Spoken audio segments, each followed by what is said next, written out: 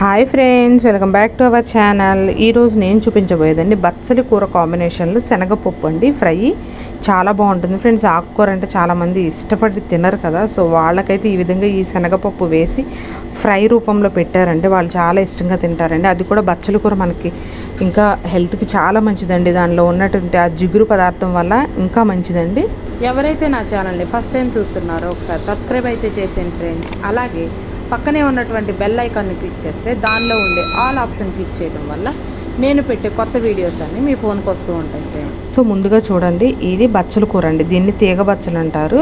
దీనిలో నేను ఇప్పుడు ఇది యాక్చువల్గా మా టెర్రస్ పైన మా కుండీలో వేసిన మొక్కేనండి. చూసారా ఎంత పెద్ద పెద్దగా వచ్చినాయో. తీగ బచ్చలు అంటారండి. సో అదైతే నేను ఒకే ఒక మొక్క అండి ఇది. సో దీనిలో నేను ఒక 3 టేబుల్ స్పూన్ వరకు శనగపప్పు కూడా నానబెట్టుకుని 1 అవర్ పాటు నానబెట్టుకుని పక్కన పెట్టుకున్నాను. ఇప్పుడు ఒక బాండీ తీసుకొని ఆయిల్ అనేది హీట్ చేసుకోవాలి. ఒక 2 టేబుల్ స్పూన్ ఆయిల్ అయితే సరిపోతుంది. దీనిలో మనం దంచుకున్నటువంటి వెల్లుల్లి అండి, ఒక 4 వెల్లుల్లి వేసుకుంటే ఫ్లేవర్ బాగుంటుంది అనమాట. సో వెల్లుల్లి కూడా యాడ్ చేసిన తర్వాత పోపు అండి. దీనికి జీలకర్ర, కొంచెం ఆవాలు, కొంచెం శనగపప్పు కూడా యాడ్ చేసిన తర్వాత దీనిలో కొంచెం ఇంగువ యాడ్ చేసుకోండి. మనకి ఇంగువ డైజెషన్కి మంచిది కాబట్టి ఇంగువని అయితే స్కిప్ చేయకండి. మనకి ఇంగువ స్మెల్ కూడా ఉండదు.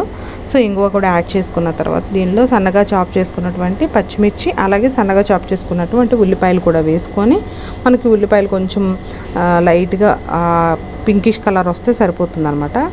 మనకి మెయిన్ బచ్చల కూరలో ఎక్కువ మనకి ఈ కాల్షియం క్వాంటిటీ అనేది ఎక్కువ ఉంటుంది ఫ్రెండ్స్. కాల్షియం, అలాగే దానిలో ఉన్నటువంటి ఆ జిగురు అనేది ఎవరైతే మోకాల నొప్పులతో బాధపడుతూ ఉంటారో దానిలో ఉన్న జిగురు, వాళ్ళని ఈ మోకాల నొప్పులు ఉన్న వాళ్ళు జిగురుగా ఉన్న ఎక్కువ ఈ మన ఆహార పదార్థాలు తీసుకోమంటూ ఉంటారు కదా. సో వాటిల్లో వచ్చి ఆకుకూరల్లో వచ్చి బచ్చల కూర అండి. దానిలో జిగురుదనం ఎక్కువ ఉంటుంది కాబట్టి సో కంపల్సరిగా అది మీరు మోకాల నొప్పులు ఎవరైతే ఎక్కువగా ఉన్నాయనుకుంటున్నారో వాళ్ళైతే తీసుకోండి.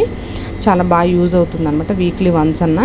సో ఇప్పుడు దీనిలో పసుపు, ఉప్పు నేను వేసుకున్నాను. అవి వేగిన తర్వాత దీనిలో మనం సన్నగా చాప్ చేసుకున్నటువంటి బచ్చల కూర అండి. బచ్చల కూర కూడా వేసేసుకొని, మనకి ఆకుకూర అంటే వితిన్ ఇంకో 5 to 6 minutesలోనే మగ్గిపోతుంది కాబట్టి సో ఆకుకూర కూడా నేను వేసేసుకున్నాను అనమాట. కొంతమంది ఆకుకూరలు ఓన్లీ పప్పులోనే తింటారండి.